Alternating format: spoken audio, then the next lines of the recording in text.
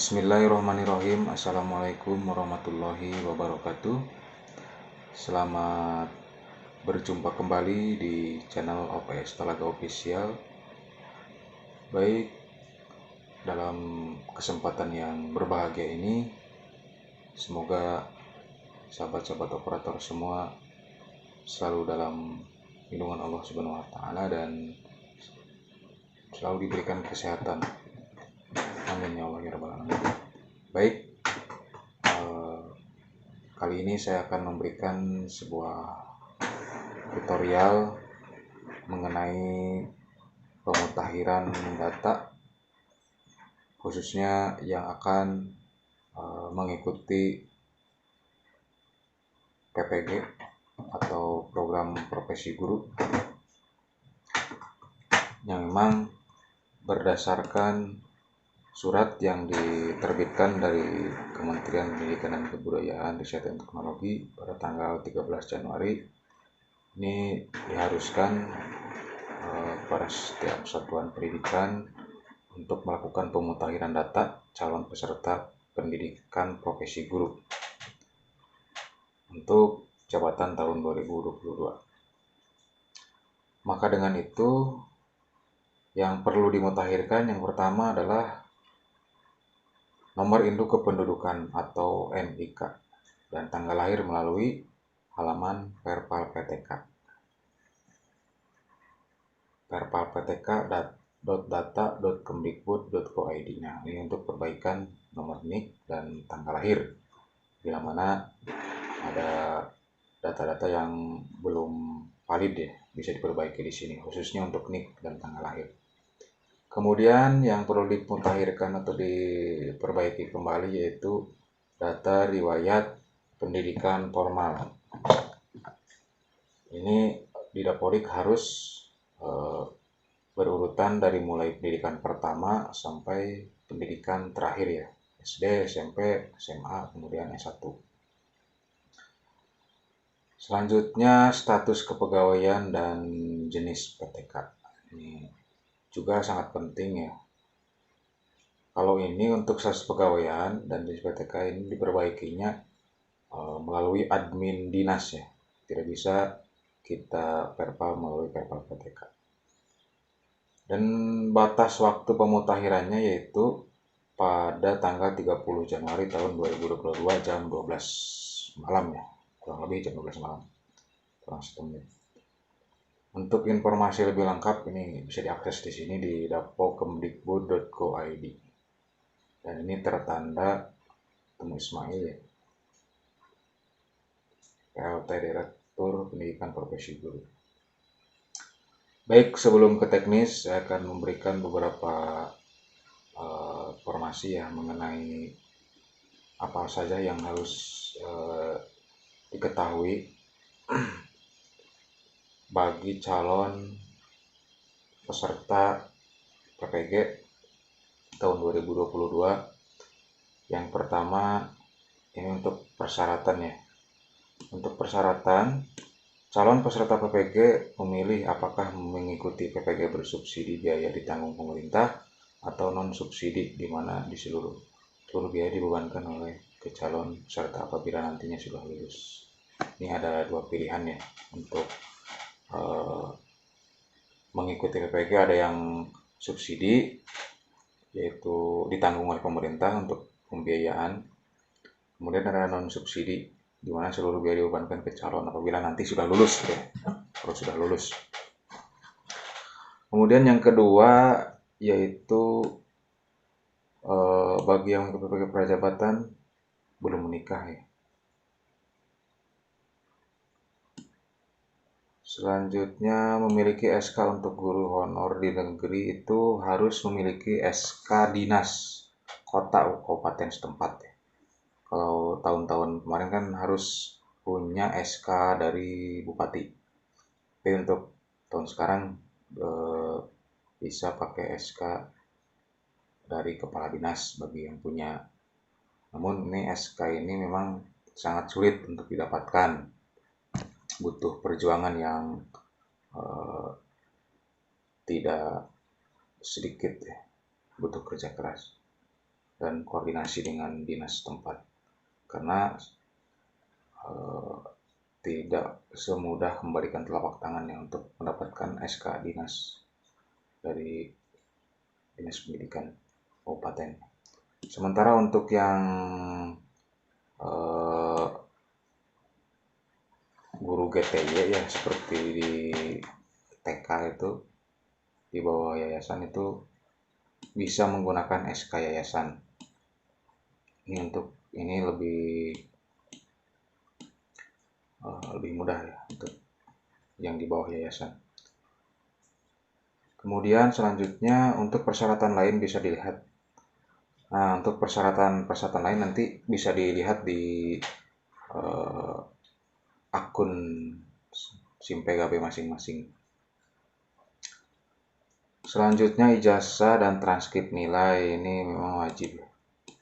Biasanya ini untuk ijazah itu harus linear ya. Kalau PPG-nya ikut di guru kelas SD ya harus PGSD ya pendidikannya. Kemudian kalau di PAUD TK itu harus juga sama pendidikan anak usia dini. Kemudian selanjutnya siap mengikuti pendidikan selama batas waktu yang sudah ditentukan meskipun jauh. Jadi kalau kita sudah daftar, kemudian kita misalnya memenuhi syarat, jadi harus siap mengikuti pendidikan dimanapun itu, walaupun ada yang harus dikorbankan, misalnya waktu, tenaga, dan jarak ya. Adapun untuk proses pendaftaran ini bisa dilakukan secara online ya di link ini nih. https://pendaftaran.ppg.kemdikbud.go.id. Ini menggunakan akun SIM PKB yang telah terdaftar dan aktif. Dan memang yang perlu diperhatikan sebelum mendaftar, informasi yang harus diketahui, jangan sampai langsung mendaftar, harus baca-baca dulu. Ini untuk alur pendaftaran, membuat akun, ini seperti daftar CPNS atau P3K kan membuat akun dulu. Selanjutnya gunakan login yang sudah dibuat, nanti akan diarahkan untuk mengisi formulir. Ini biasanya di dalam formulir itu ada isian biodata kita, kemudian data pendidikan dan lain sebagainya. Kemudian pastikan semua sudah terisi dengan benar. Pokoknya ikuti saja alurnya. Setelah langsung mendownload kartu tanda peserta ujian. Nih ya mirip-mirip lah dengan daftar ketika CPNS. Untuk lebih jelas, nah ini nanti kita lihat nih prosedur pendaftarannya. Ini pendaftaran online, seleksi administrasi, kemudian pengumuman hasil administrasi, seleksi akademik, bakat, minat, kepribadian, panggilan jiwa, kemudian pengumuman hasil akademik, bakat, minat, kepribadian, dan panggilan jiwa, kemudian registrasi ini secara online ya, lapor diri, orientasi awal studi, kemudian proses pembelajaran. Ini yang harus diketahui bagi calon peserta PPG ya. Ini selanjutnya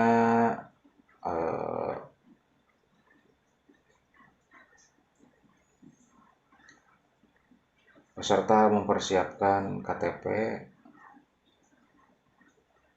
Setelah ini tunggu pengumuman verifikasi ya untuk dapat kembali login, memastikan apakah lulus atau tidak.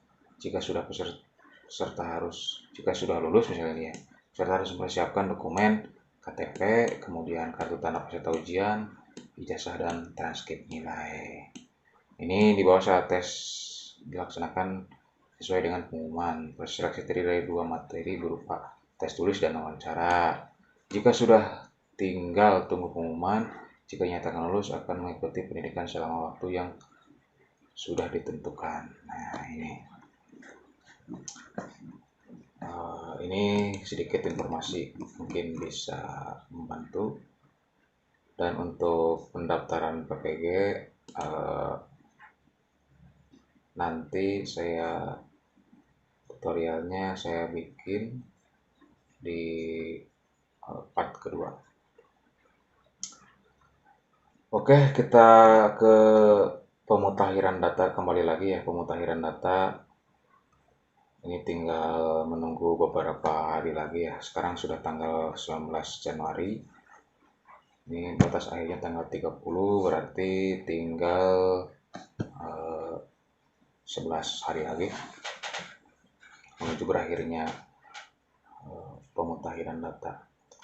Yang pertama kita perpal NIK. Kita coba buka di perpal PTK. Mudah-mudahan ini bisa kebuka ya, karena dari pagi ini gangguan atau sedang ada pemeliharaan server. Kalau ini masih gangguan, ternyata masih gangguan, saya coba ini yang ini aja. Materi ini ya sama lah. Ini untuk perbaikan data nomor induk kependudukan dan tanggal lahir. Ini sangat penting sekali. Ini masuknya ke https://perpalptk.data.kemdikbud.id. Ini gambaran. Kita lakukan login di aplikasi Perpal PTK menggunakan akun yang telah terdaftar di Perpal PTK. Ini tinggal dihubungi saja operator masing-masing. Kalau sudah login, nanti kita pilih di menu perbaikan identitas. Seandainya nomor NIK ataupun tanggal lahir masih ada yang keliru atau tidak tepat. Oke, selanjutnya kita ke biasanya untuk nomor NIK yang tidak valid ini ditunjukkan dengan simbol merah ini pada menu valid di Dukcapil. Simbol merah, cakra, kemudian kalau yang valid itu warna biru, untuk warna hijau maksud saya.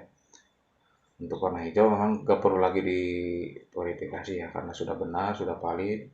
Ini yang merah, tinggal diklik saja yang merah dan klik perbaikan. Nanti di situ ada perbaikan identitas ya, ada nomor NIK, kemudian nama, ada tanggal lahir, kemudian tempat lahirnya di mana, jenis kelamin, dan nama ibu kandung. Ini tinggal diinput saja, disesuaikan dengan identitas masing-masing yang tertera di KK maupun di akta kelahiran. Setelah ini merasa sudah benar, klik perbaiki data. Seperti itu. Ini untuk perbaikan nomor NIK ya di Perpal PTK maksudnya. Oke, selanjutnya kita memperbaiki riwayat pendidikan formal. Ini juga sama ya, harus kita perbaiki. Saya akan coba pun untuk perbaikan riwayat pendidikan ini bisa dilakukan di akun Dapodik masing-masing PTK ya. PTK data di. Nah, yang ini PTK data di Kemdikbud.id. Tinggal login. Nah, apabila Bapak Ibu tidak tahu akun yang bisa login ke sini, bisa hubungi operator masing-masing. Kemudian masuk. Setelah masuk, kita akan menemukan data pribadi kita. Karena kita fokus ke riwayat pendidikan, maka kita langsung saja masuk ke pendidikan. Nah, kita bisa lihat ini punya Ibu Erna ya. Ini riwayat pendidikannya tidak lengkap. Ini harus dilengkapi ya. Harus dilengkapi. Apabila ada yang keliru bisa diperbaiki di sini. Misalnya kita ini sudah ada SD belum diinput, kemudian SMP belum diinput juga, baru 2. Harusnya ini dari SD sampai S1. Kalau kita ingin menambahkan, tinggal klik tambah saja di sini. Jenjangnya misalnya SD, satuan pendidikan itu nama sekolahnya di mana. Kalau untuk SD ini fakultasnya dikosongkan saja atau kita kasih strip ya. Untuk bidang studi juga sama. Ini milih yang ini yang kosong, tahun masuknya tahun berapa, masuk sekolah, tahun lulus, kemudian nomor induk siswa, tidak, ini nilai rata-ratanya berapa untuk SD. Untuk yang SMP, SMA juga sama ya untuk cara pengerjaan. Ini bisa langsung di sini saja ya, tambah riwayat. Nah, oke. Kalau misalnya sudah diisi di sini, nanti tampilannya di sini kan lengkap ya, dari mulai SD sampai S1 kalau sudah diisi. Kemudian untuk selanjutnya status kepegawaian dan jenis PTK ya, ini untuk guru TK ini harus GTY atau guru tetap yayasan supaya nanti bisa ikut dengan persyaratan SK dari yayasan. Sedangkan untuk guru negeri ini di jabatan atau kepegawaiannya guru honor sekolah ya, untuk di SD negeri misalnya. Ya, mungkin seperti itu yang bisa saya sampaikan. Nah, untuk data yang lain bisa dicek di sini untuk riwayat riwayat karir juga sama di sini bisa dicek. Kalau untuk riwayat karir ini tidak bisa ditambahkan di sini, harus di aplikasi Dapodik yang offline, yang lokal host. Demikian yang bisa saya sampaikan, semoga bermanfaat. Mohon maaf atas segala kekurangannya. Bila taufiq wa hidayah. Wassalamualaikum warahmatullahi wabarakatuh.